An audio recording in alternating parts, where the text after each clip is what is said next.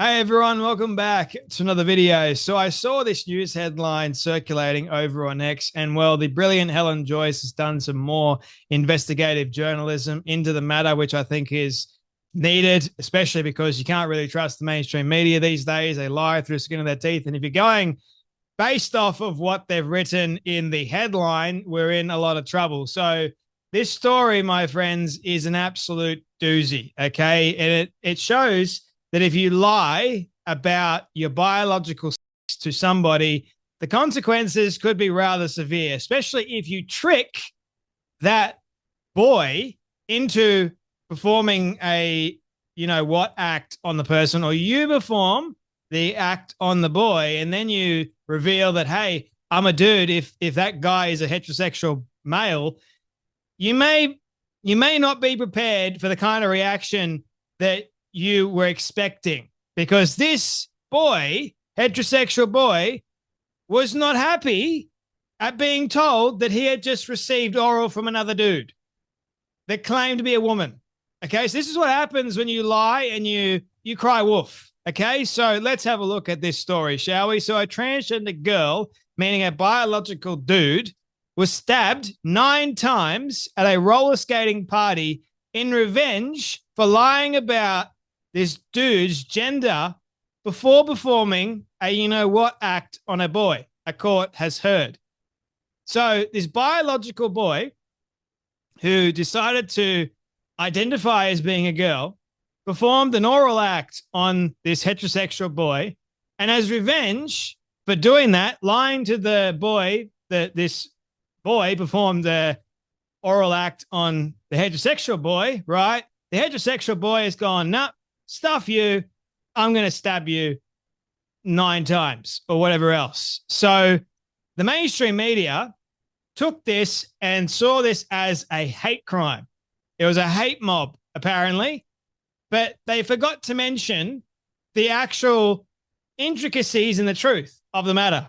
That being, the boy that identified as a woman tricked the heterosexual boy. Now, am I saying that the reaction from the heterosexual boy was warranted?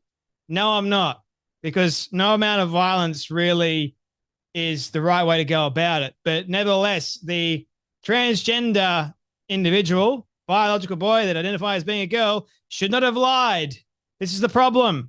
When you trick someone into believing that you're something that you're not, what do you think is going to happen? You think they're going to be like, oh, thank you for telling me. That is amazing. No, especially if that person is a heterosexual male. You've just completely flipped the script on him, and he's going, what? You've got to be kidding me.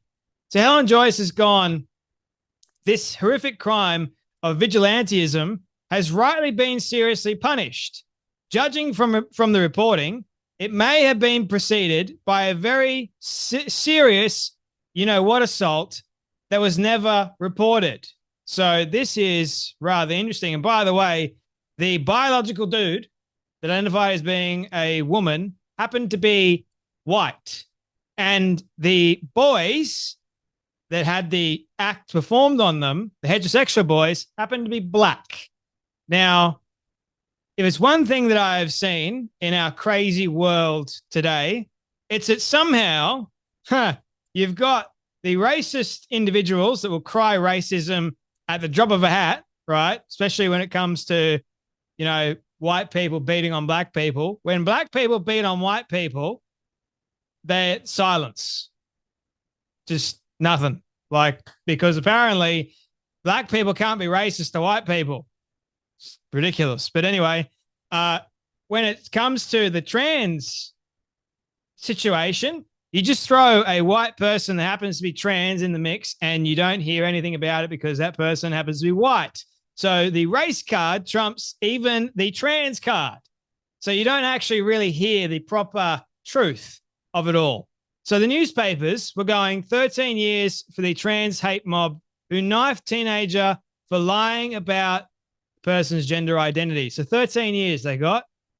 How about that? So in UK law, by deception is, sex that isn't consensual because you deceived your partner about a fact so important the deception removed their free choice. This may violate or remove consent, right? The law says lying about your sex can, the law says that lying about your sex can remove consent.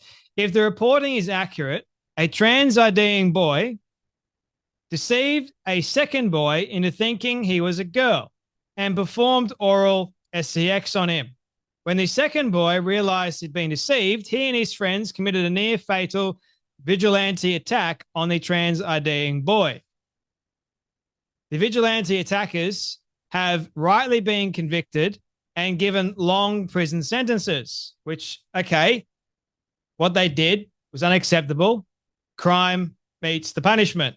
Fair enough. But if it wouldn't have happened if this biological boy identifying as a girl tricked them. Wouldn't have happened. But two things can be true at the same time. A person can be a victim of one serious crime and the perpetrator of another. Here we go. If the reporting is accurate, the trans IDing boy who was a victim of vigilantism may also have been the predator of an alleged serious sex crime. Sex by deception can be punished with a heavy jail sentence. But unfortunately, this biological boy got off by the looks of things. The boy at the center of the vigilante group may be not only a perpetrator, but simultaneously the victim of alleged you-know-what assault in the form of sex by deception. Nothing excuses vigilantism, but nothing excuses you-know-what assault either. Exactly. Did the boy allegedly deceive as to another boy's you-know-what report a potential crime? Did he know that what he alleged experience was potentially you-know-what assault? Did the police inform him? Did they encourage him to report what happened? Great questions from Helen Joyce, right? Or did they refer to the boy who performed oral sex on him as she/her and as a trans girl?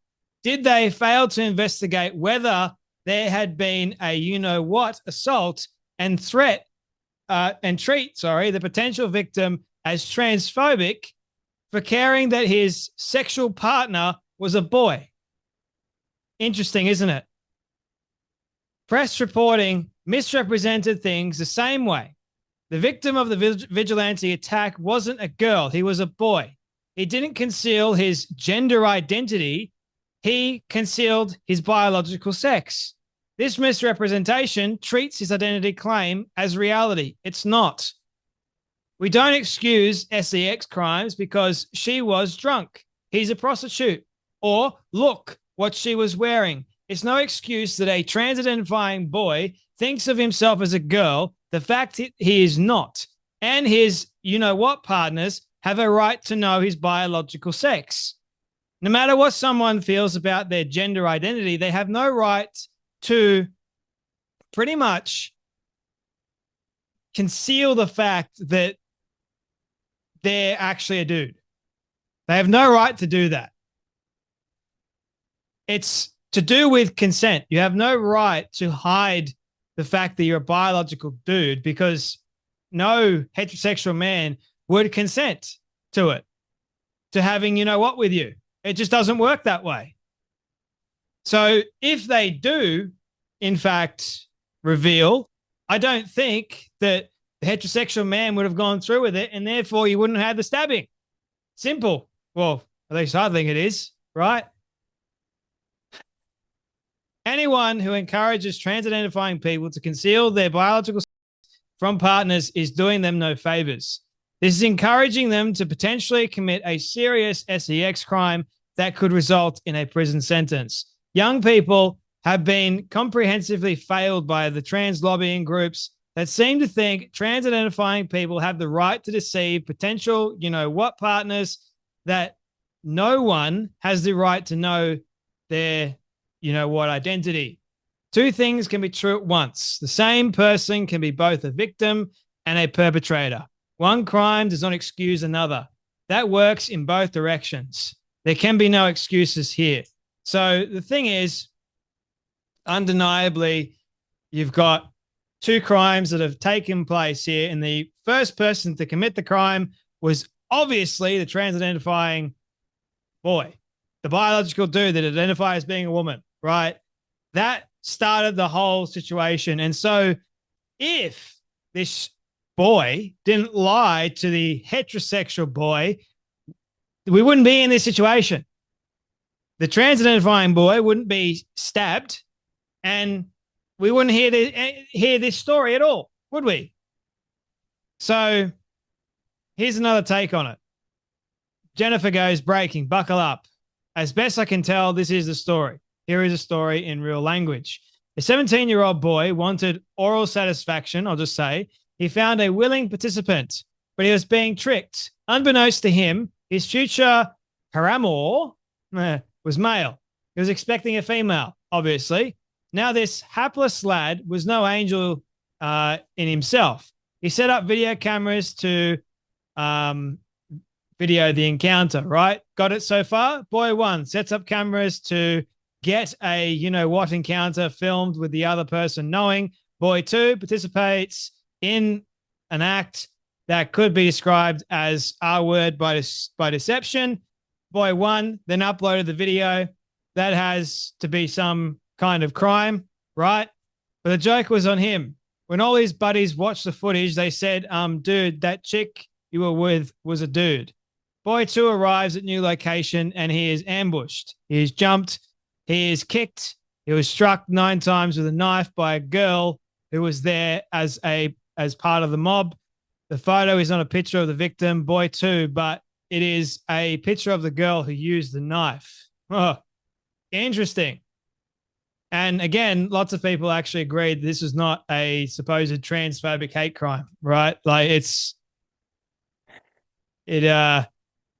something to me screamed, this ain't right from word dot. Like, people need to be more careful about their actions. Otherwise, this kind of stuff can happen. Your choices have consequences.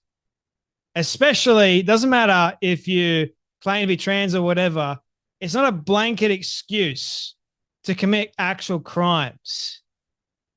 It's not right to be tricking anyone either. I don't like liars. I don't like being tricked either or deceived. Doesn't feel good. So therefore, don't do it. Should be simple, right? Anyway, that's enough from me, but you guys take care, be blessed, and I'll see you all in the next video.